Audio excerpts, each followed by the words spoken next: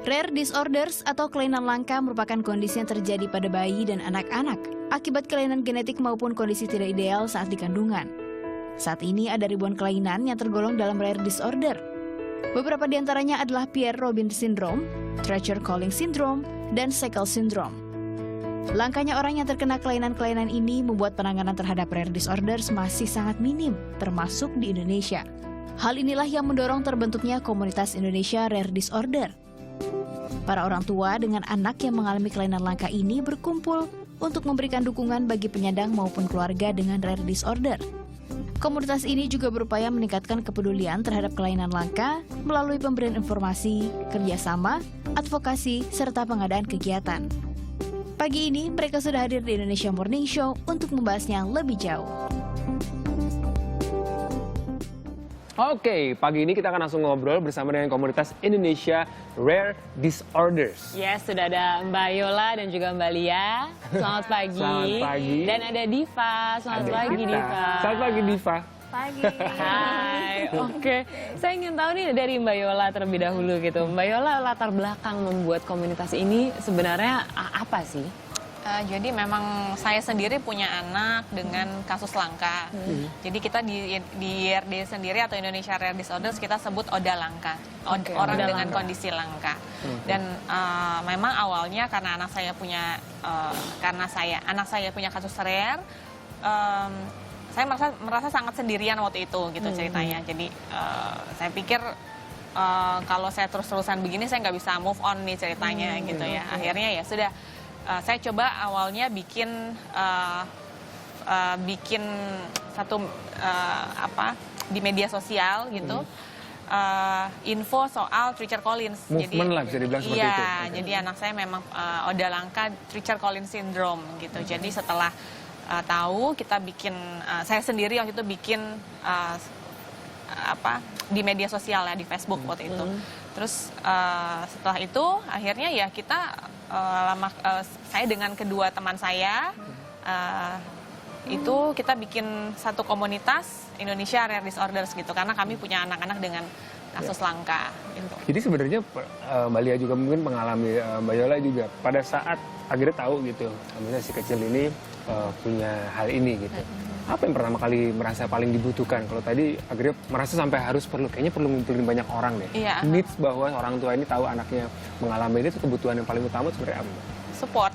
Support. Iya, support atau dukungan sih. Itu yang paling penting menurut saya setelah sekian berjalan, ternyata supporting memang sangat perlu, terutama untuk kita dan support dari keluarga paling penting sih. Oke, kalau dari Mbak Lia saya ingin tahu penjelasan saat ini kondisi Diva tuh seperti apa? Diva ini kan penyandang langka Seckel syndrome. Memang secara fisik Diva ini mini. Dari yang saya tahu, walaupun dia nanti dewasa, tingginya nggak akan bisa lebih dari 104 cm. Jadi ini sudah maksimal untuk tingginya Diva. Saat ini Diva berumur 15 tahun. 15 tahun. Iya. Oke. Hai Diva.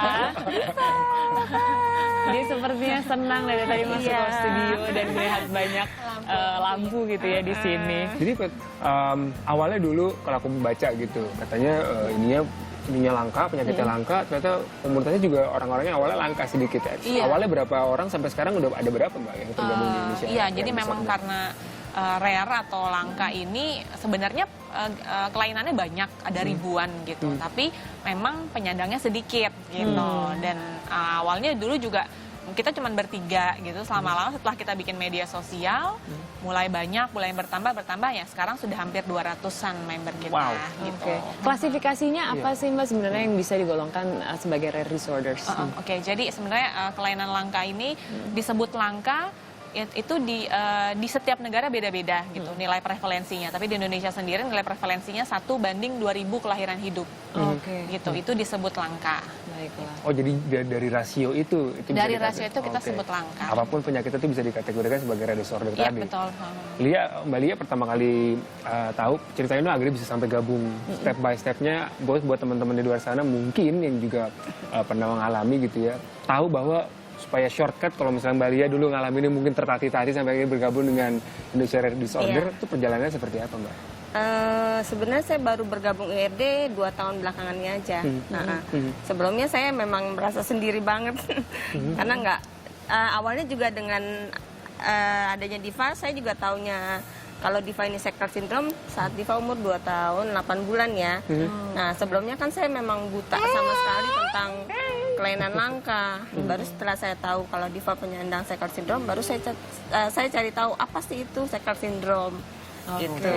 Oke. Dan saya tahu apa bantuan yang Mbak Lia butuhkan dan ternyata sudah diberikan oleh Indonesia Rare Disorders gitu. Apa bantuan support kah, emosi itu kah atau yang apa? paling penting support. Berbagi pengalaman, berbagi ilmu. Jadi yang tadinya saya malu, tidak percaya diri, dan saya mulai bisa bangkit gitu loh. Ya, artinya ini ya exchanging energi di dalam situ. Jadi memang menyandang rare disorders ini tidak seharusnya membuat seseorang ini berkecil hati karena banyak orang di luar sana yang ternyata berprestasi. Salah satunya ada Jono Lancaster. Itu dia semangat yang luar biasa. Tapi kembali lagi kalau misalnya kita bicara mengenai rare disorders gitu, apa penyebab utamanya sih Mbak Yola? Sebenarnya faktor 80% kasusnya faktor genetik, sisanya itu faktor lingkungan. Gitu. Oke, dan bisa diketahuinya tuh sedini apa sih? Sebenarnya kalau ada sindrom-sindrom tertentu yang bisa diketahui dari kandungan gitu. Biasanya terlihat dari fisik gitu. Seperti Richard Collins, Apert syndrome itu juga, Seckel syndrome juga biasanya sudah ketahuan kalau tahu ya, kalau dokternya atau tenaga kesehatan itu paham gitu. Sudah dari para orang tua sendiri alertnya apa nih? Apa yang harus pertama kali dilakukan? Mungkin dari pengalamannya Mbak Yola sendiri begitu tahu anaknya punya penyakit rare disorder, apa yang pertama kali harus dilakukan sebenarnya? Kalau seandainya dari kandungan gitu ya, kalau seandainya dari kandungan kita sudah tahu, paling tidak kita bisa mempersiapkan diri sih, mempersiapkan hati ya, itu nomor satu kita sebagai orang tua gitu mempersiapkan. Kalau untuk saya sendiri yang kondisinya adalah saya tahu setelah usia anak saya 6 tahun, kembali lagi bahwa kita sebagai orang tua lah yang pertama harus kuat gitu, karena tadi saya bilang bahwa ini adalah kelainan genetik, jadi artinya kita tidak bicara sembuh, tapi lebih pada optimalisasi tumbuh kembang. Jadi ini akan terus berlangsung sampai dia dewasa, gitu. Bahkan sampai dia menikah dan dia punya anak lagi dengan kasus yang sama. Oke, ke Mbak Lia sebelum ke pertanyaan terakhir ke Mbak Yola, saya ingin tahu bagaimana sih menebarkan semangat positif itu ke orang tua lain yang juga mempunyai anak dengan kondisi yang sama.